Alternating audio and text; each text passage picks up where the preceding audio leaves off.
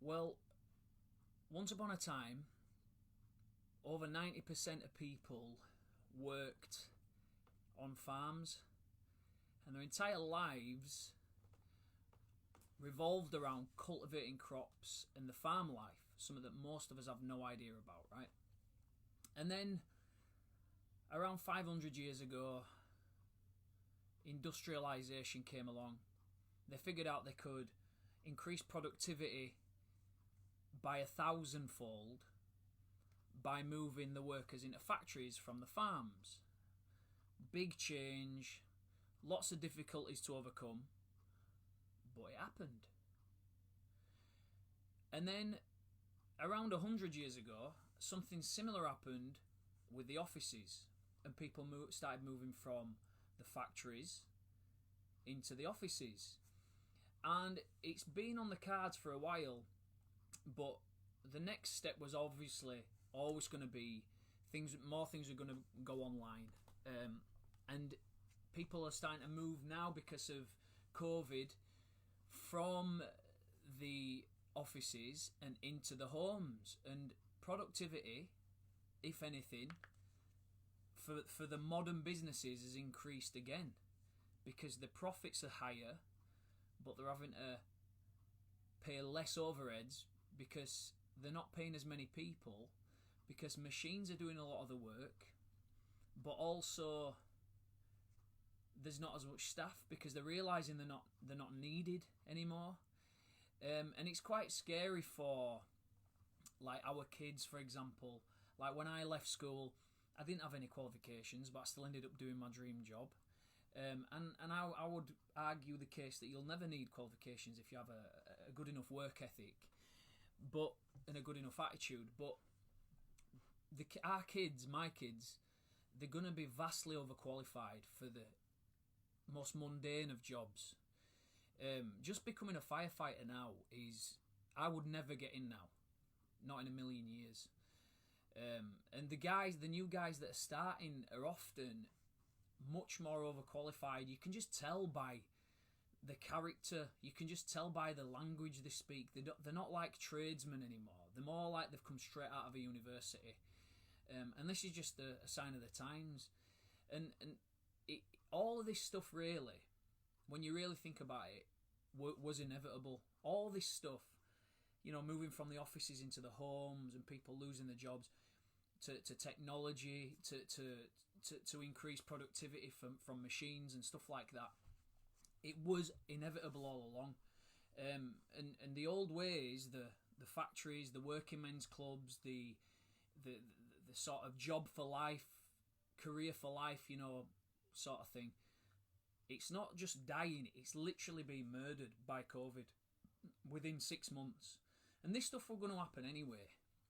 But because of the nature of how everything is, and we're all at home, and we're at home with less entertainment other than social media and things like that, less socialising, we kind of spend a lot more time staring at the four walls of our own houses, and we're kind of evaluating things and asking, where do I fit in? Where am I going to fit in over the next 20 years? Where are my kids going to fit in? In fact, if anything, our kids are probably going to be better off because they're born into this, whereas we're having to adapt to it, and it's not easy, and it's going to become much more difficult. Back in the day, work could be mundane. People didn't mind going to a job in a factory and just pulling the same lever all day, because we had things like social clubs, thriving social lives where everyone would go to the local pub and spend time chatting and getting the problems off the chest, and all of the stuff that we love to do still doesn't happen as much anymore because of the social clubs are online now. We're in WhatsApp groups, we're in Facebook groups, where we're having banter on, text messages and stuff, but it's just not quite the same. You probably agree. And I think the rising a lot of mental health issues is because a lot of us lack meaning. there's just not as much meaning, and it's not because of their fault. It's just that the old system doesn't, the way that we've been taught isn't the way that things are now. Unfortunately, we're having to figure it out, and our expectations aren't being met, and this is where mental illness can start to set in, when your expectations for how you think things should be aren't being met. Maslow's hierarchy of needs, if you don't know what that is, Google it. It's just basically a psychological hierarchy. It explains that, the basic things that we need as humans, being able to shit, being able to eat, shelter over our head, not freezing to death, those absolute basic things, the majority of humans, especially in the UK and westernized civilizations, we have that level taken care of now. We're not striving anymore just to have a roof over our heads on a day-to-day basis. Yeah, you might be skint, you might not be able to afford to pay your rent, but you aren't sleeping outside. If you've got one of these and you're listening to this, or you're watching this this video, you are you are in the top 30% richest people on the planet, unbelievably. And then above that on the hierarchy of Maslow's hierarchies, we start to need more belonging. So once we've satisfied those parts of our nature, then we start to become depressed and upset if we can't hit the next level. And the next level is things like belonging, love, friendship, communication, a little bit higher level needs, that things that us humans need, not necessarily the animal kingdom needs, but we certainly do. And then after that is the highest levels is just contribution, higher level things, top psychological things like, real mastery at something, realization of who you really are and what your life is all about, clarity of who you are. And every single individual is at a different point on Maslow's scale, and it applies differently to every single person as well. But it's interesting, and I suggest that you Google it and look into it. But socializing, in recently, going out on a weekend, capitalism making us feel like we've got everything that we need because we've got a new jumper on, or you like my new jumper? I like my new jumper. But making us feel like we've got everything that we need. Socializing with people who we don't often see, and really, if we're really honest, a lot of these people I remember from when I was going out, they're just weekend friends. They're just people who we don't really have a true connection with, and we believe whilst we're out there on a night out with our new jacket, our new jumper on, our new lip fillers in, and we're with people who we don't really even speak to that often, but on a Saturday night it comes together, we can forget about everything. That's fine, and there is a place for that, and I can't wait to do it again, to be honest. But that's kind of rused us. It's been a ruse, psychological ruse. It's pacified us into thinking that we're higher up on Maslow's hierarchy than we really are. We don't have as much belonging as we feel like we should do. We don't have as much things. The things that we buy don't mean anything really. But capitalism and socializing and all this sort of false things that we see on social media and stuff, that's kind of tricked us into feeling like we are okay. And then when you sat there facing our own psyche now within our own four walls, we're realising that this stuff's a lot of bullshit and we don't like it. This might not be me, it might not be you, but it is a lot of people, I can tell you now. And what do we do about it? What can we do about it? I feel like we need careers and vocations that aren't just designed to just live. They're not just designed to buy the next new thing. They need to be designed to satisfy a higher level of human nature. Belonging, contribution, goal setting, helping other people how they want to be helped in their own context, not just how you feel like you should help them because it makes you feel good. Truly helping other people and being rewarded for it. Being able to set goals within your own career and targets that you actually want to hit and moving towards them, that'll give us more purpose.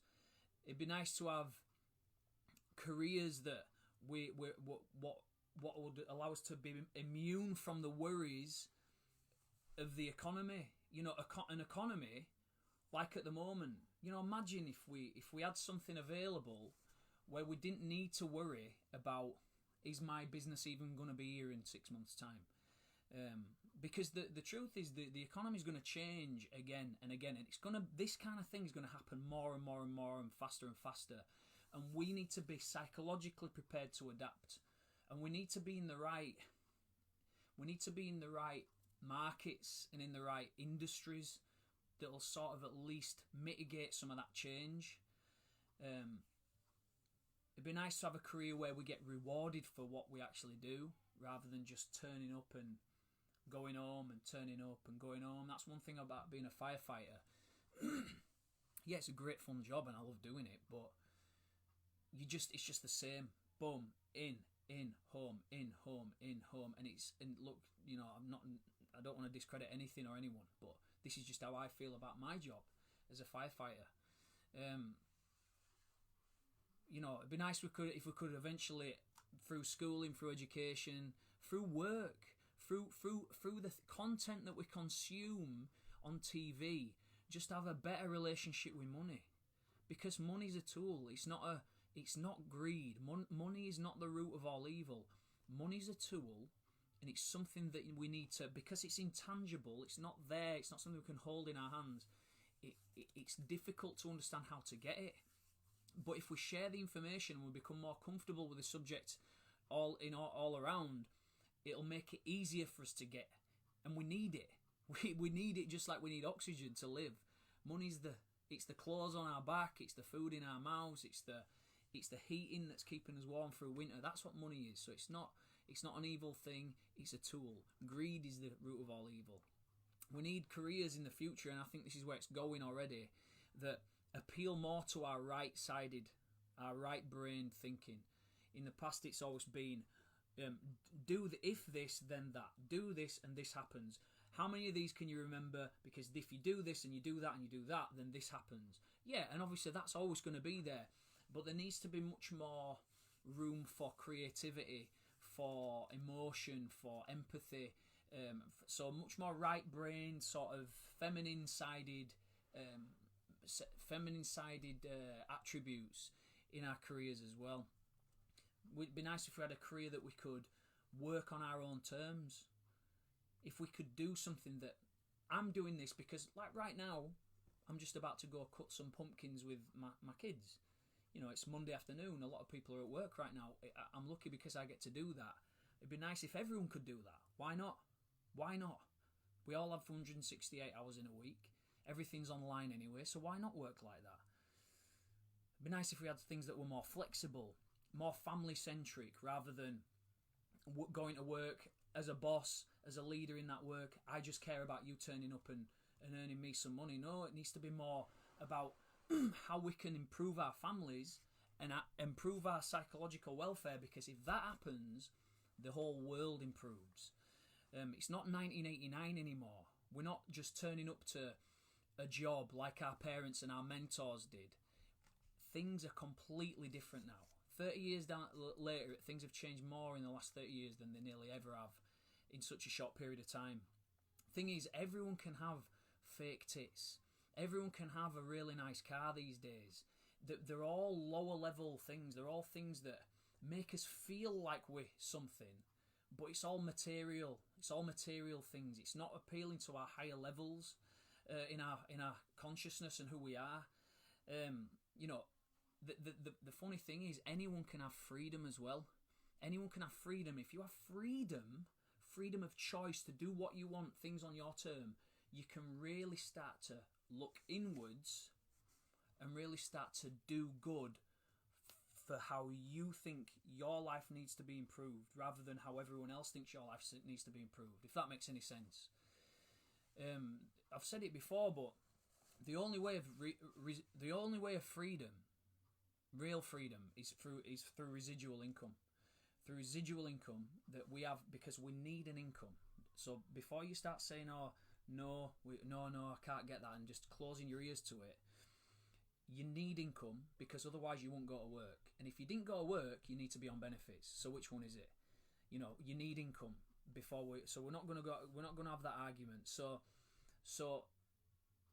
if residual income is the only way to become free, well, how do we get it? Well, firstly, I would say that it's to understand that anyone who wants to earn more money or focusing on earning money, not because you want more money and be greedy, because you know that money can provide you with something that you need for you to do what you want with. So if you're going to help people, if you're going to build a better family, if you're going to build a house, if you're going to, you know, blooming do provide someone with a lung transplant, whatever it is, that money is important.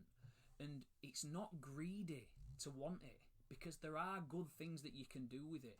It's human nature to want more. Humans always want more than what we've currently got, and we're always striving for more. But isn't it better to be helping to strive towards something that's truly going to help someone, rather than strive towards something that's going to make you more popular on social media? A few more likes, a few more loves, a few more photos when you go out, when you manage to get to go out again. You know, it'd be nice to have a career where we're all unique, and the industry that we're working within understands this, and we can develop ourselves at our own pace, within our own context. We can grow our career within our own frame of reference, how we decide to at our own pace. You know, it'd be nice if we had a way of truly helping people. And if we boil it down, really, all people want, really, the way to truly help people is to provide them with more time and more money. Because we could probably all agree that if everyone had more money, let's just say an unlimited amount of money, most of the problems in their life could go away. Or if they had unlimited amounts of time and enough money to live on, then most of the problems might go away. So it really, if you really boil it down and you want to be completely honest, more time and more money. Apart from there's a few unique stories, and I'm sure some people are going to tell me just to sort of piss on my parade, but we all know what I'm saying. You know, imagine being able to leave a legacy for your family. Imagine being able to be in a position where you could become the first millionaire in your family. Just imagine that. It's possible. People do it. Imagine leaving a legacy so that it's your painting on the wall above the mantelpiece in 200 years' time in the family home. Just imagine that. Oh, imagine having no bosses. Imagine having no politics. Imagine having a boss what was an actual leader, rather than just a boss by position, telling you what to do and just as insecure as you, except he's just on a bit more money. Imagine having an equal barrier of entry into a career. The career, exactly the kind of career that we're going to get you all the things that you've ever wanted. Well, look, guess what? Network marketing, all of those things that I've just talked about, network marketing provides for. Every single one of those things that I've just mentioned, network marketing can provide for. Now, network marketing is not perfect. Nothing's perfect. But if you look at your job or your career in the past, or any career, literally any career, is it perfect? No. To me, what network marketing represents is capitalism with socialistic values. It recognises that yes, there is a market, because there is and there always has been since we first started trading one bone for a stone. You know, 70 or 80,000 years ago, there's been a market. It's part of human nature. Markets prevent us from fighting like animals. And what network marketing does is it takes the best parts of capitalism, recognises there is a market, and provides a service or product that people will actually need and benefit from. But it has socialistic values in that it is designed to help a lot of people in one go. A lot of people benefit rather than just one person, like in traditional business, just like in my businesses or in the business that you work in. There's one main benefactor. Network marketing is not like that. It's a multiple benefactory. But the reason why people don't do it is just simple. It's because of fear of rejection from their mates. Nobody likes being told no to. It's a fear of rejection because of their own insecurities. And I've had them myself. I've gone through this, but through the programs that you get put on, through the personal development that you do within the industry, these insecurities get ironed out. And the companies don't iron them out here. You iron them out of yourself in your own way, on your terms.